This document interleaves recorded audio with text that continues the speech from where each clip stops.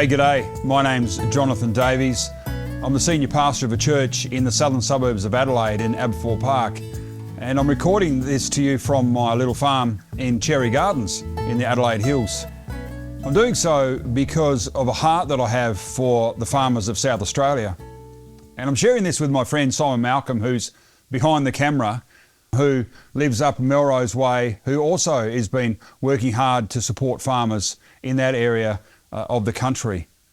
We're concerned because we see the effects of this drought, the way things are going, the mental health of our farmers, the struggles, the commodity prices, the high input costs, all those things taking place. And we want to encourage you, and we want to say there's people around that notice and listen and are watching and that are keen to actually help. So we're doing something to try and help. I run a few sheep, and so I have a little fat lamb, little enterprise going on, a little bit of wool, and I've been keeping very careful record this year of my inputs and outputs, and I'd say I'm on track to lose quite a bit of money this year. And I'm thinking, hey, if that's me with just a little part-time enterprise just here and a little bit of adjustment that I've got, what is it like for you guys that have got such extraordinary, you got your whole livelihood on farming? You must be really struggling, and it must be really tough. So our heart is for you, and we want to acknowledge that and want to say, hey, we're with you. I want to come to the scriptures in a moment, and I want to open up God's word, seen as though I am a pastor, and see what God has to say about what's going on for us and what we can learn, and is there encouragement for us as we walk this road, and as the rains have come, and hopefully they'll keep coming, and the drought breaks. Is there a spiritual drought, or is there something else we can learn that we can bring to this? Let's go to that.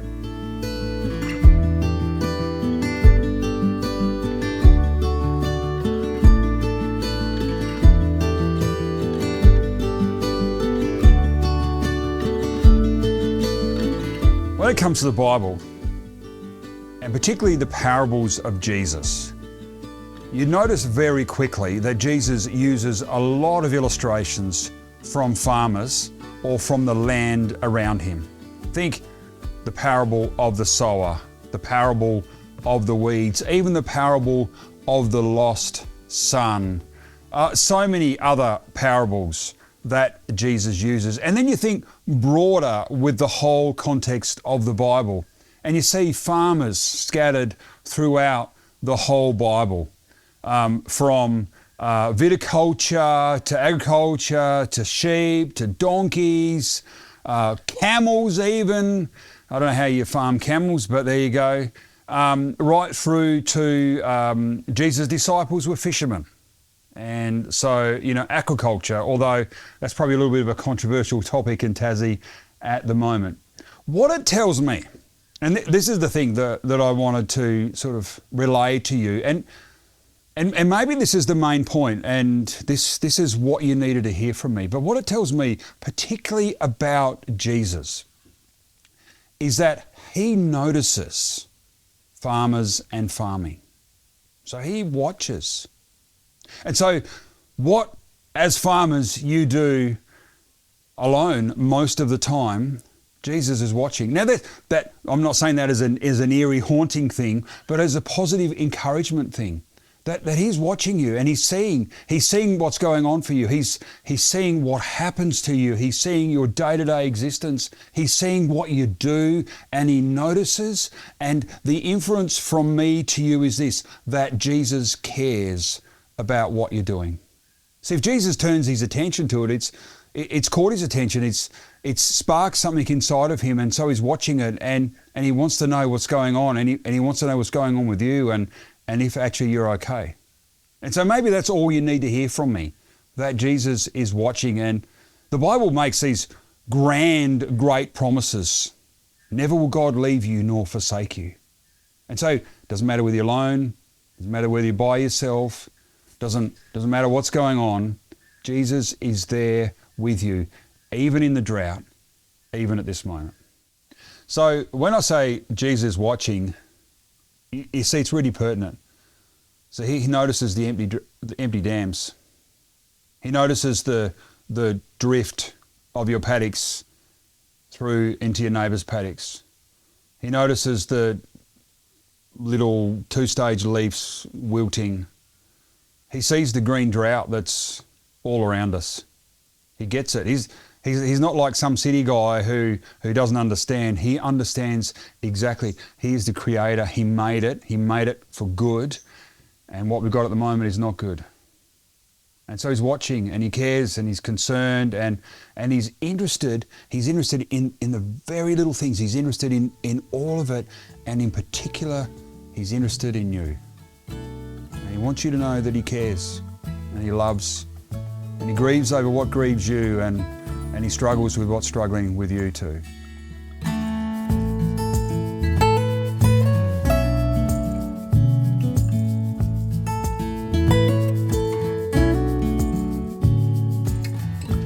We all know the thing about farmers is that they don't stop until the work's finished. And of course, on any farm, no work is finished at all, is it? You keep going and you keep going all the time. Like this dog who just wants to keep going again and again and again, you do as well. And that is worthy of our appreciation and respect. Hey, mate.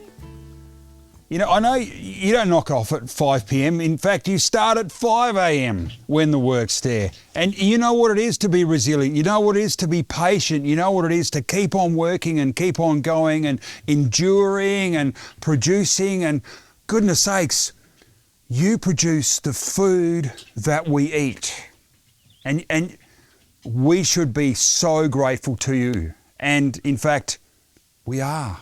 That's why we're recording this. We want to say thank you. Thank you for all you've done, and we do appreciate you. And even though most people don't realise that, and we're in the supermarket and we just pick up whatever we want and we get, and we think it just comes from the supermarket shelves, it doesn't, of course. And you know that, and I know that. And I wanted to name that and say, hey, well done.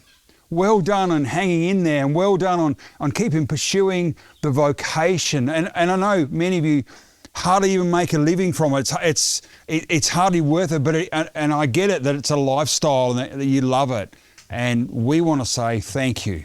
Thank you. Hang in there. And just like the rain, I know I talked about this a moment ago, but just like the rain we had on the weekend, you know, things will get better, won't they? And you know that because farmers are optimists. And things will improve and good times are coming again.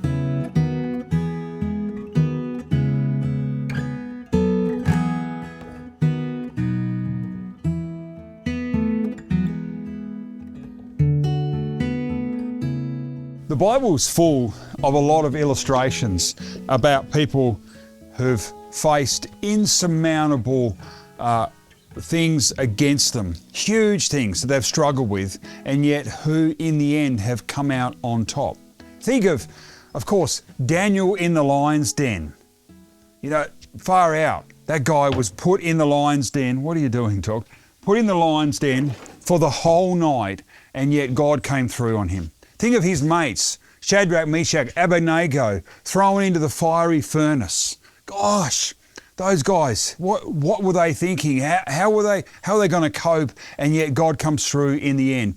Think, you know, I was just reading we're doing a reading plan in the church in the New Testament. I was just reading in Acts 26 where Paul is confronted and charged by all these people that were against the Apostle Paul, and he was in front of the king and, you know, had to defend himself, and God sends an angel to appear to him and says, you know, it's okay, you'll be my witnesses, it's okay.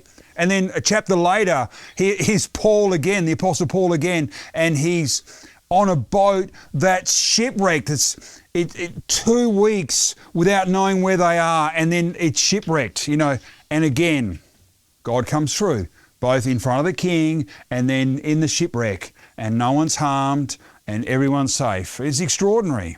God comes through over and over again. You know, God's got a bigger plan for us than what we understand. Let me get my Bible. I happen to have one here in the old ute.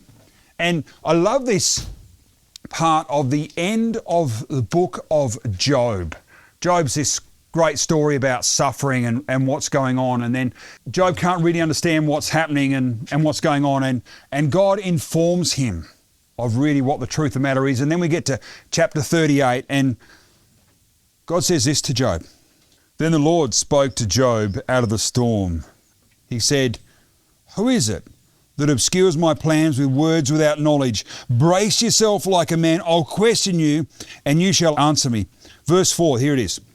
"Where were you when I laid the foundation of the earth? Tell me if you understand. Who marked off its dimensions? Surely you will know. Who stretched a measuring line across it? On where were its footing set? Who laid its cornerstone? While the morning stars sang together and the angels shouted for joy. Who shut up the sea doors when it burst forth from the womb? When I made the clouds its garment and wrapped it in thick darkness? When I fixed limits for it and set its doors and bars in place? When I said, this far you may go and no further? Where is it your proud waves halt? Have you ever given orders to the morning, or shown the dawn its place, that you might take the earth by the edges and shake the wrinkles out of it? Do you know what this is telling us in this beautiful poetic language, and I didn't read it out very well, but in this beautiful way, is that God understands far more than we do. And if we submit ourselves to God's will and we remain faithful to God and patient in what He's doing in us and through us and around us, He brings things to resolution. And He ultimately is in control. And if we put our faith in Him, it will always be realised and rewarded.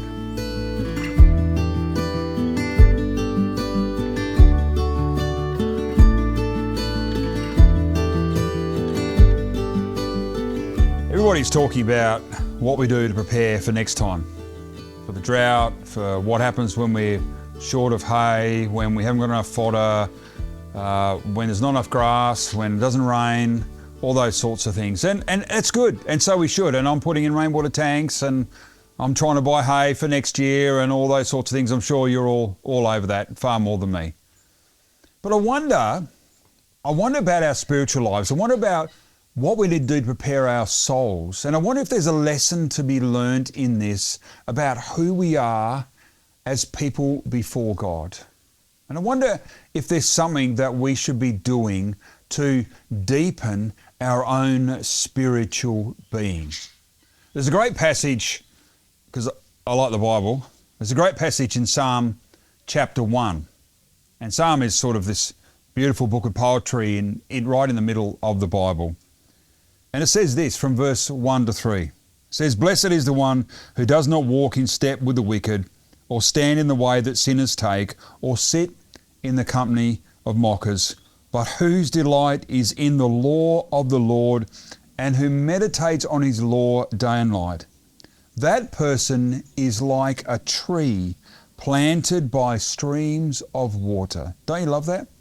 Like a tree planted by streams of water, which yields its fruit in season, and whose leaf does not wither. Whatever they do prospers. I love that. One of the things that has always been true to me, and I've said it a lot of times, a saying that was said to me is never waste a crisis. And I know that this is a significant crisis, and I don't say that easily, or I don't throw that out there just as a pat answer, but it says to me, you know, what is there for me to learn about in all this about me and where my roots are planted? Don't mind that sheep behind me being a bit unhappy. Where are my roots? Am I like that tree that's planted deep and it's got its roots going down deep by the springs of water? Because if not, then the next time this happens, I'm going to struggle as well. And it's going to knock us over, and it's going to get harder, and it's going to get more difficult. So my friends, I don't know, some of you, I know many of you know Jesus and love Jesus and trust Jesus. And those of you who don't, I invite you into a relationship with Jesus to to deepen the roots of your soul and take them into a new place, into the depths of His love. That is the sense, the source of all that living water that will guard you and guide you through whatever comes your way next. My friends, I hope through just these few minutes that you felt encouraged. I hope that you felt like that Jesus and God understand you and see you and know you, and they get what's going on in your life. And I hope you feel like there's a couple of fellas that are on your side and supporting you and understand what's going on. And I hope you feel like that you can ask God and speak to God and connect with God at any stage in this farming journey. I'd love to hear from you. Put a comment below if you can, and happy to connect or serve you or help you in any way that we can do so. God bless you, my friends, in your great farming journey, and thank you for all that you're doing for this state of South Australia. Well done.